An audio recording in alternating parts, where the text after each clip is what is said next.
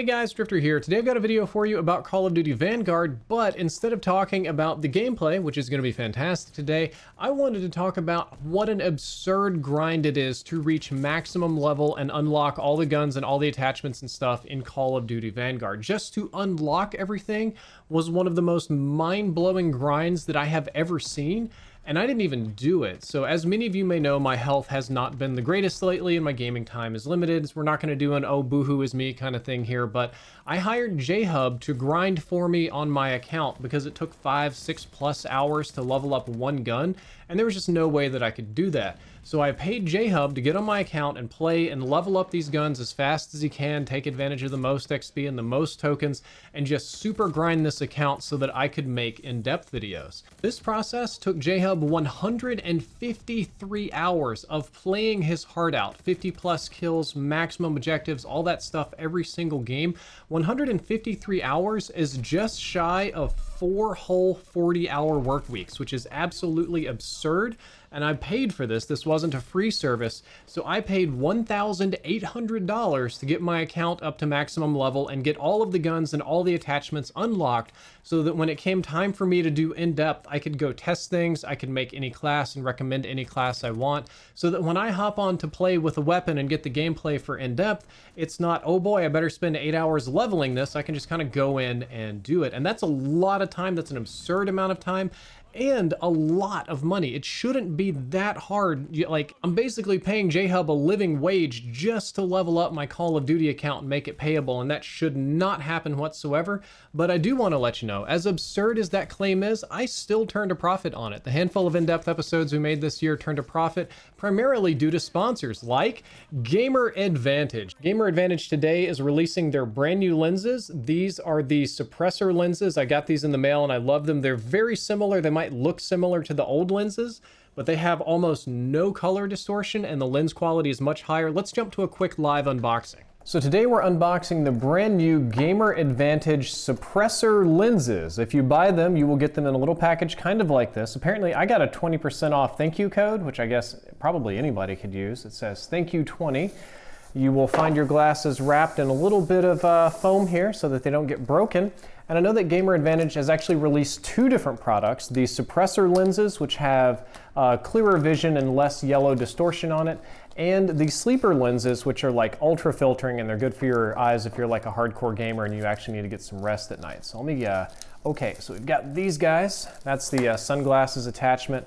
I want to get to the actual glasses here. Looks like they're kind of in the standard Inferno frames, the ones that you all know and love. And oh my God, those are clear. Can we get a nice close-up on those? These are definitely the suppressor lenses. They look like normal lenses. Like you wouldn't know that these are gaming glasses. They're so, I've limited color vision, but I see no yellow. Wow. There is almost no color distortion at all when I put them on, which is crazy because these do have the same blue light filtering technology as the other lenses. Gamer Advantage worked very hard to find a way to have the least amount of color distortion with the most amount of light filtering, which is a very delicate balance to strike, but these are very, very nice. I like these. If I wanted to wear these a little bit like all the time instead of just gaming or out and about in public, nobody would have any idea that these are gamer glasses, which I think is the strong suit of this product. And if you're interested in Gamer Advantage glasses, these are the ones that I wear and use every single day, then be sure to click the link below and use code Drifter. You'll save yourself, I think it's 10-15% off. I lost track of the percentage. It's an affiliate link. Just click it and save yourself some money. And I do hope you check out the new lenses, both the sleeper and the suppressor. So the true test is one that my wife came up with. We have a very bright white light here shining on a very bright white piece of paper, and if you put anything in front of it, it should turn yellow if there's any lens or light distortion. But even under harsh blue, like white light on a white paper, as you can see, there's very little color. Can you move them down a bit? Maybe try to put it over the camera lens here. Whoops.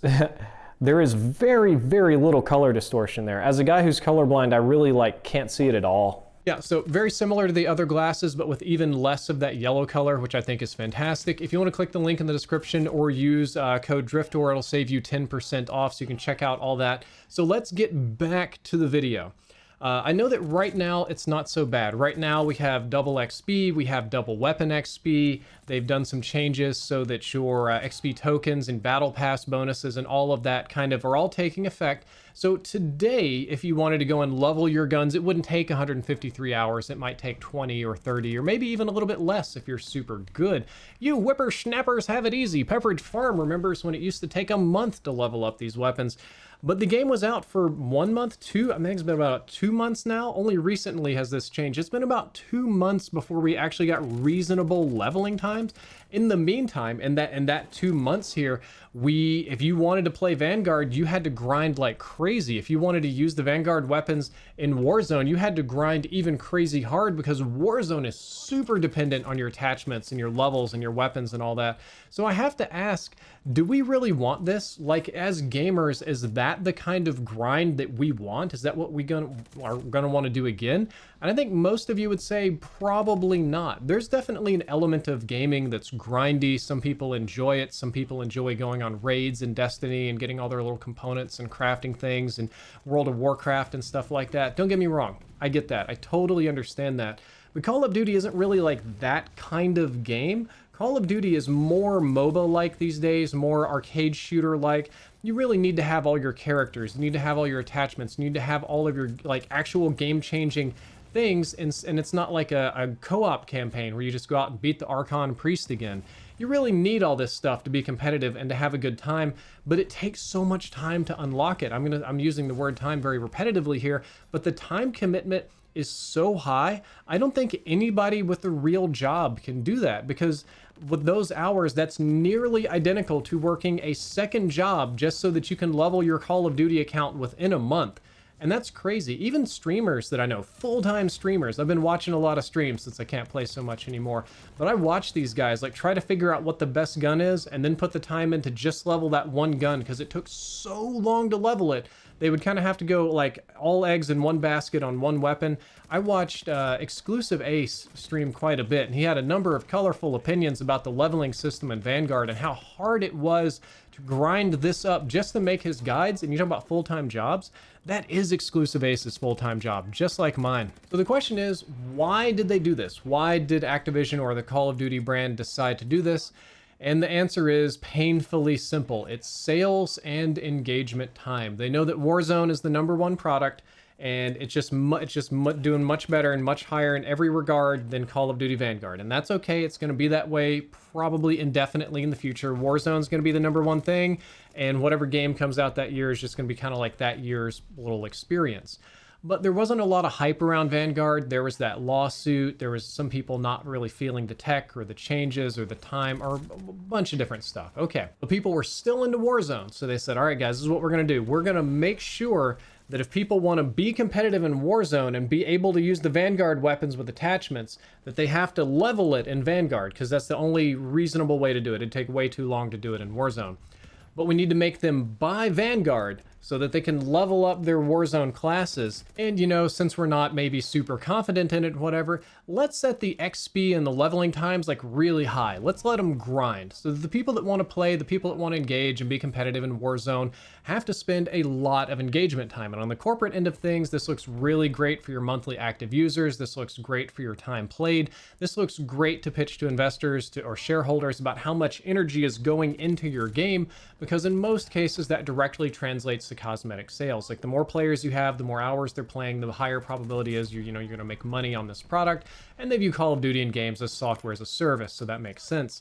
But I don't really think it makes sense for us gamers to essentially be forced to buy a second game and grind a truly, honestly, absurd amount of time to reach a level high enough to where you can just say that you're competitive in a different game. That's crazy. I feel like we were taken advantage of.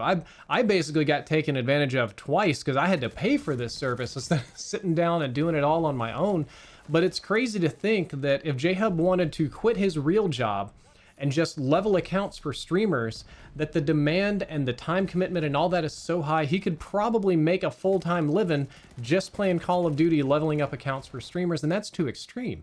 When literal professional gamers can't grind through something, that's way too extreme. That's gone way too far. It's out there in egregious territory. And I would rather not see this happen again in November 2022. At this point, I don't know what the next Call of Duty is going to be. Everybody's talking about Modern Warfare 2. That makes a lot of sense. Whenever that comes out, whatever they're doing, I know there's going to be a Warzone crossover. I know there's going to be new characters. There's going to be guns. That's kind of the plan that they roll out.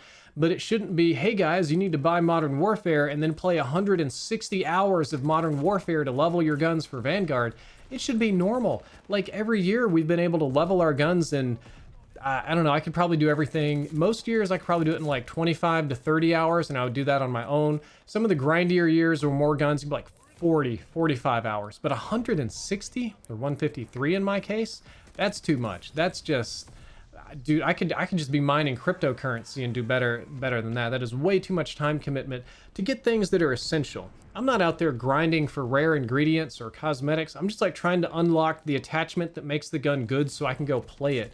And that just doesn't feel right. That's why I like games where you have most of the like actual game-changing stuff unlocked already, and the cosmetics is what you earn. So that's just my opinion about it. I think the grinding was absurd.